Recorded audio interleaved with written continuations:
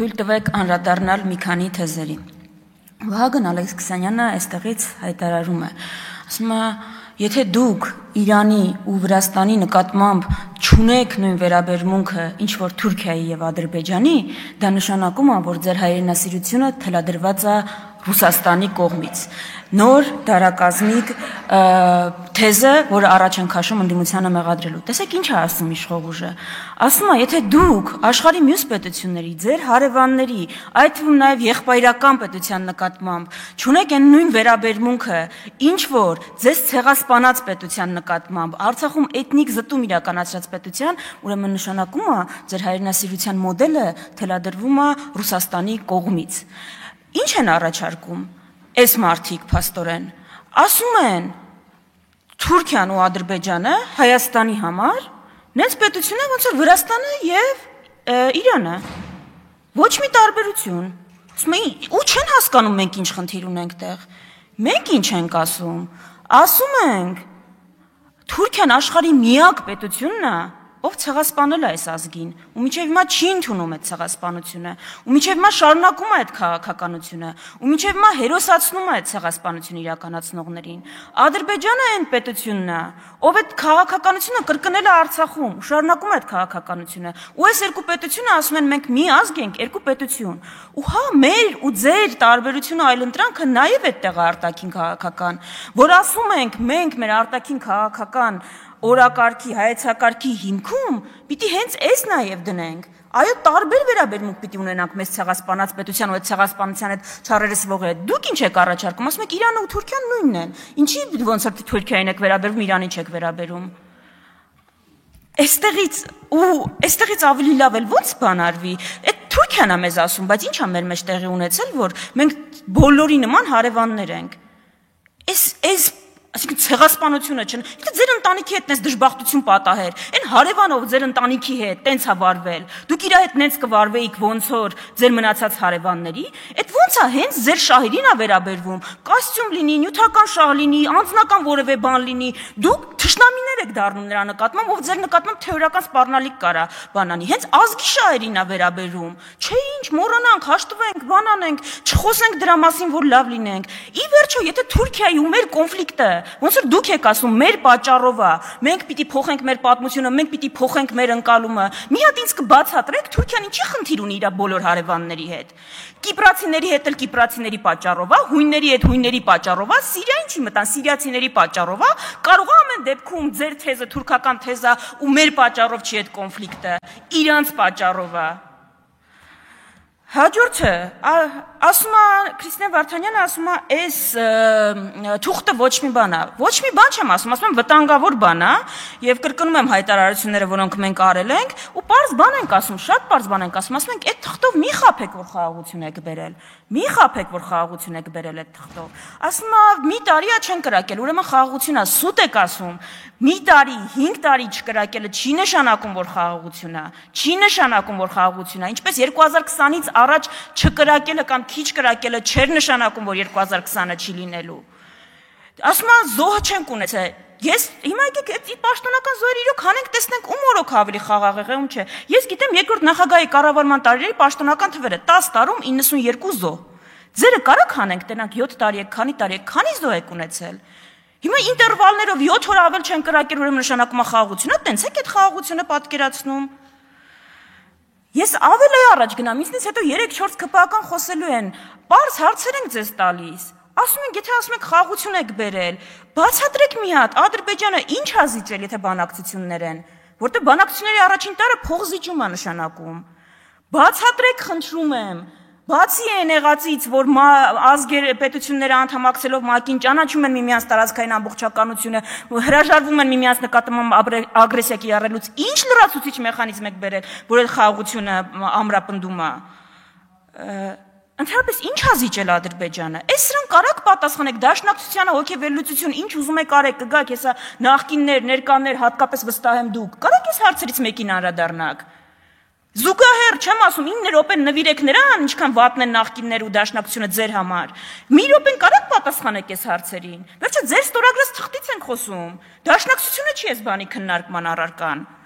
Ժողովրդավարության մասին։ Ձեր դեմքը այդ որ հպարտանում եք, որ ընդդիմադիր համայնքապետեր կան, ժողովուրդ ջան, կարանք հասկանանք, Գյումրու ընտրությունների հետ ինչի եք այսքան անհաշտ։ Ինչ է տեղի ունեցել։ Գյումրու համայնքապետին մենք չենք նշանակել։ Ընտրվել է այդ մարդը։ Լավ,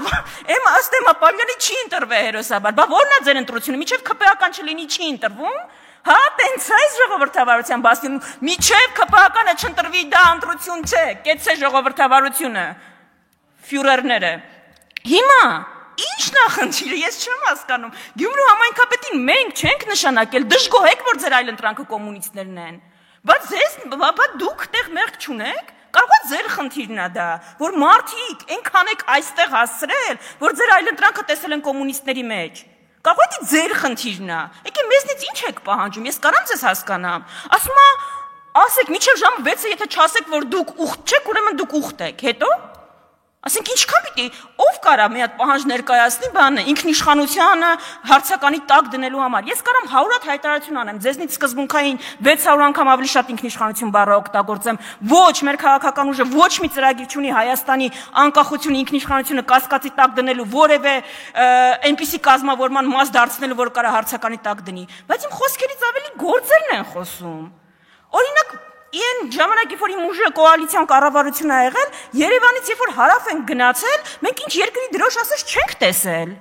Հիմա դուք տեսել եք մեր երկրում ինչա կատարվում։ Ինքնիշխանություն նշանակում է առաջին տարի ինքնիշխանության, սեփական տարածքի նկատմամբ վերահսկողություն ունենալ։ Հիմա դուք ինքնիշխանություն եք պահպանել, Երևանից գնում ենք հարավ, Ռուսաստանի դրոշ, Իրանի դրոշ, Ադրբեջանի դրոշ, Սյունիքում, այս ինչ ասում եմ Սյունիքում, հեսայելի եմ ասել, երևի Ամերիկայի դրոշ էլ կբերեք ու բացականչում եք ինքնիշխանությունից։ Այդ ինքնիշխանությունը այդ ինչ պոզով պոչով կենթանի է, մի հատ կնկարագրեք, կարող է ինքնիշխանությունը հակադիր է նրան, որ քո երկրի տարածքում թշնամական զորքեր չկան։ Այդ դուք այնքան ինքնիշխան եք, ժողովուրդ, որ ձեզ արդեն արգելվել է ու դուք չեք օգտագործում գերի բառը միջազգային ամբիոններից։ Այ ինքնիշխաններ ջան, մի հատ կբացատրեք, եթե տենց ինքնիշխան եք։ Ինչ է նշանակում գերի կարճ բառի փոխարեն օգտագործել երկարամյա կոնֆլիկտի արդյունքում անազատության մեջ հայտնված անձինք։ Այս գիտեք ինչին է նման, որ պետությունները հրաժարվում էին ցեղասպանություն բառը օգտագործել, չէին ուզում, ցենց ինչ ասես ասում էին, ցավալ իրադարձություններ, ողբերգական դեպքեր։ Այս երկար նախադասության փոխարեն հայ ռազմագերներ չեք կարողանում ասել, երբ որ այս ամբիոնից ձեր տեխնացուները չասեցին դա, մեզ թվաց պատահականություն է, անգամ հիմարություն է, եւ ՄԱԿ-ի ամբիոնից դուք չեք ասում։ Հարց է առաջանում, արգելված է ձեզ գերի բառը օգտագործել։ Իսկապես այս երկար նախադասության փոխարեն գերի բառը չեք կարողանում օգտագործել։ Սրբույի Գալյանը հայտարարում է, որ հանցագործությունների առումով մենք բարելավում ունենք։ Միայն վերջի տարիներին հրազենի գործադրմամբ հանցագործությունների վիճակագրությունը 2023-ին 44, 2024-ին 68, 2025-ին 72։ Իսկ գիտեք ինչ է նշանակում, որ ամեն շաբաթ հրազենի գործադրմամբ մարդ հանցագործություն է տեղի ունենում։ Դուք ինչ եք սրա նկատմամբ, ոնց եք սրա դեմ պայքարում, հերոսաբար հետապնդում եք ընդդիմադիրներին։ Գաղտնալսել, չգիտեմ, հետևել, ինչ ասես։ Այսինքն ձեր ամբողջական իշխանություն ունեք, ձեր հնչող հարցերի մի մասն են կարաք սրան պատասխանեք։ Այն դաշնակցությանը դեմ ուղված արշավին զուգահեռ, դա արեք, գործը, հանձնարարությունն է, եկել է արեք, բայց դուք սրա համար պատասխանատվություն ունեք։ Ձեզ չեն ընտրել, որ դաշնակցության դեմ պայքարեք։ Առնվազն դուք այդ պլատֆորմով չեք գնացել։ Հա, ընտրել են, որ դաշնակցության դեմ պայքարեք, Արման Եղոյան, նախընտրական ծրագրում դա գրեք։ Թուրքերը, Արման Եղոյանը ինձ ասում է, մեզ ընտրել են, որ դաշնակցության դեմ պայքարենք։ Այդ հայ ժողովուրդը տենց ընտրություն ա տվել։ Ես շնորհակալ եմ անկեղծ։ Նախ մի ընդհատեք, հեսա գալու եք, ստեղից կպատասխանեք, մի ընդհատեք։ Մի ընդհատեք, հասկացա կգաք ստեղից կասեք։ Ես վստահ եմ, որ Էրդողանը եւ այլևը ձեզ ընտրել են, որ դաշնակցության դեմ պայքարեք, շնորհակալություն անկեղծության համար, վստահ եմ դրանում երկընտրանք չկար։ Վերջում Հայկ Կոնջորյանին հատկապես, այստեղից ամենացիտված գիրքը, որի համար ես շատ ուրախ եմ, շատ սիրում եմ այդ գիրքը, Քաջազնունու դաշնակցությունն այլևս անելիք չունին։ Ժողովուրդ, դուք այդ գրքի վերնագիրը կարդալուց բացի գիրքը կարդացել եք։ Բերեմ տամ ձեզ օրինակը կարդաք։ Դուք գիտեք այդ գիրքը ինչի մասին է, թե մենակ հիմա ոնց որ վերնագրերն են կարդում, եք կարդում։ Դուք գիտեք Քաջազնունին ինչի մասին է գրել։ Քաջազնունին գրել է, որ բոլշևիկները եկել են, խորհրդային կարգեր են, անում են այն, ինչ մենք պիտի անեինք, Դաշնակցությունը այդ պայմաններում էլ առաքելություն չունի։ Մեր քաջազնունու կոնֆլիկտը այդ է եղել, որ ասել ենք չէ հակառակը։ Այդ կարգերը պիտի փոխենք, անկախ պետությունից ավելի բարձր բան մեր համար չկա ու մենք առաքելություն ունենք։ Կարդացեք մի բանը միջև խոսելը։ Շնորհակալություն։ Վերություն դալիճ։ 0 այ